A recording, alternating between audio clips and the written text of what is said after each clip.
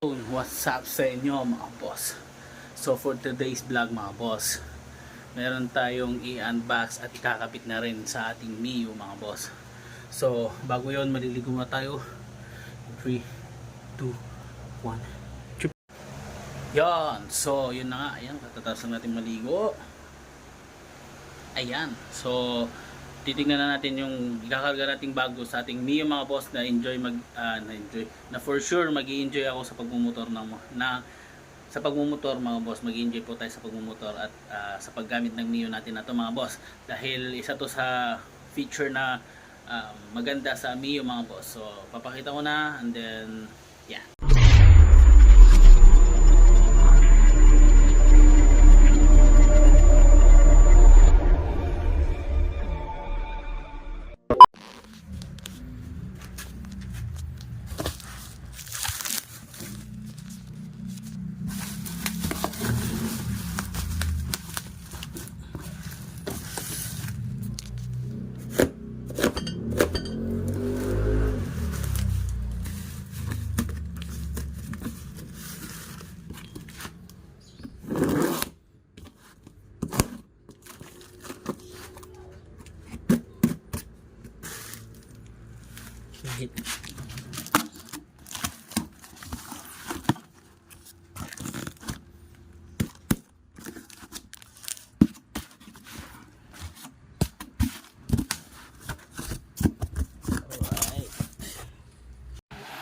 So ito na siya mga boss, Apido.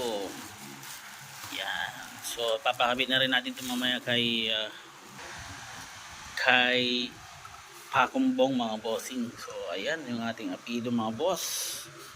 Yan siya. So V1 ata to na Apido. Hindi ako nagkakamali kasi maliit yung uso. So yung V2 mga boss, malaki po yung uso nun. So okay lang to pang daily use, stock. Ayan, so meron tayong Apido, syempre canister. Ayan, malinis oh. Sumura lang to, nakuha natin sa Shopee mga boss. Nagkakahalaga lang po to ng 1,100 pesos compare sa ibang market sa 1,716. So ito yung elbow, pang sporty po to mga boss. Hindi po tayo pumili ng yan. So para na siyang V2 mga boss kasi may cut siya oh. May cuts siya dito. So para siyang V2. Ayan, so maganda sa sa Apido, clamp yung ginagamit. Ayan. Hindi siya spring. Pero may cons din to. Huwag uminit. Pag tumagal, luluwag, sisingaw. Pero sana hindi natin mapasingaw. So dalhin na natin to kay Pakumbong at ipakabit na rin natin. Ang sound check na natin. Panigurado maraming customer doon at gabi na natin to mapapat sound check mga boss. Sigurado gabi na niya matatapos to kasi maraming customer ngayon, Sunday. So marami siyang gawa. So pipila tayo and then sound check after nito. Tapos road test natin kung kaya pa ng oras, pero sa tingin ko hindi na. So sound check na lang tayo after may kabit ni Pakumbong mga boss. So salamat po sa lahat ng sumubaybay ng restoration natin mga boss from day 1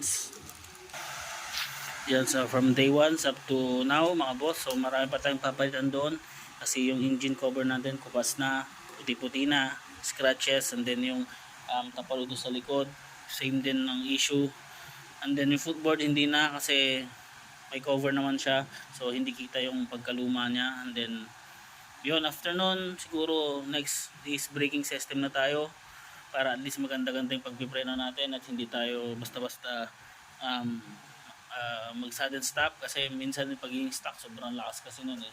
So hanap tayo ng papalit tayo ng siguro hose pang-alalay lang. Ayan, so yun lang mga boss, punta na tayo kay Pakumbong. Hello guys! Ayan na po, mga kabrom-brom. Hindi ata magkasya. Sa kanya ata yan. Kasya yan.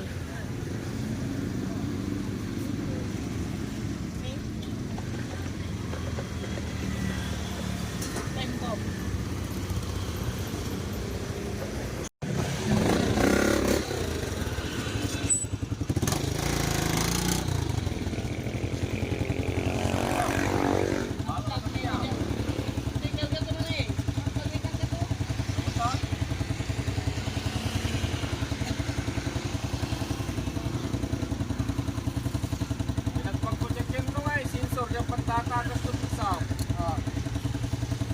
Pasok.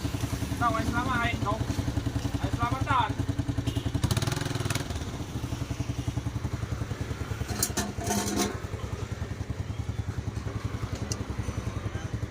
Init to.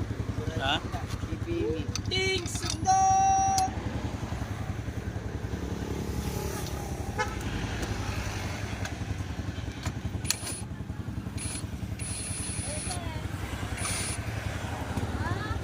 Sukal na.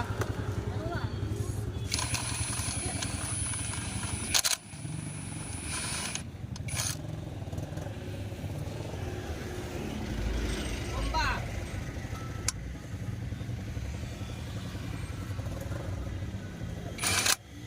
Yun, pasok. Tanggal.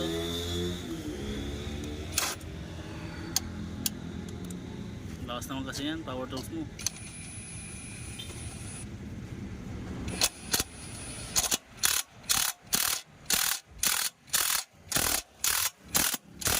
Pasok.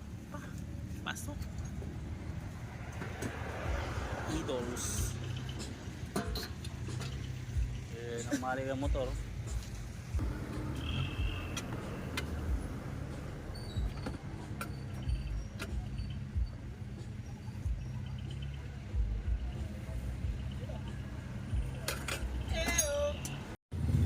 So ayan na mga boss, naikabit na natin yung chicken pipe.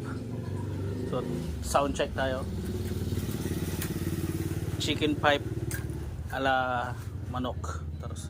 So apido lang po yung budget natin. Soon swap natin yan sa JBT. Pero ngayon yan muna. Yan siya mga bossing. Yo. Mukhang motor na po yung Mio natin.